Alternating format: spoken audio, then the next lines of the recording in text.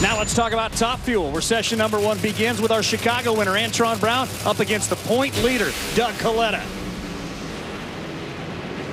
Antron with a nice pass. Doug with a solid one. 378.8 at 326. He has had the best car this season. That was a great pass in the heat, but we're going to take you to session 2, under the lights. Steve Torrence against Ohio native Pat Dakin. Pat would have problems early.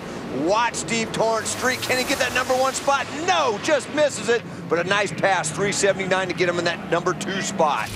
Back for the nightcap, on board with the Matco Tools driver, Antron Brown, an extension to 2017 with Doug Coletta.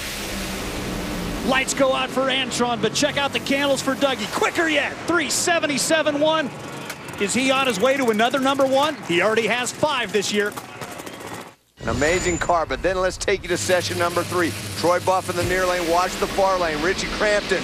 Crampton's been coming alive, but he killed that motor on this pass. A huge explosion as he struggles trying to get into the show.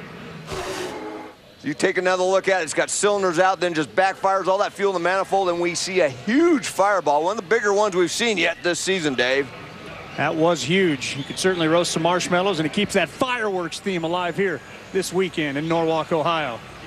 So the standings after 3 sessions, which saw Steve Torrence improve again into the number 2 spot. Antron Brown right behind him. Everybody chasing Dougie. On down to the Sarge, 8th, the 383.9. Bottom 8, good to see Larry Dixon back. He's in that number 9 spot. Caleb Belushi, 10. Bob Vandergriff all the way down to Leah Pritchett on the bump spot with a 399 elapsed time. Currently not qualified, Luigi Novelli, the great Chris Karamessinis, Corey McClenathan back in a Top Fuel car, and Richie Boom Boom Crampton.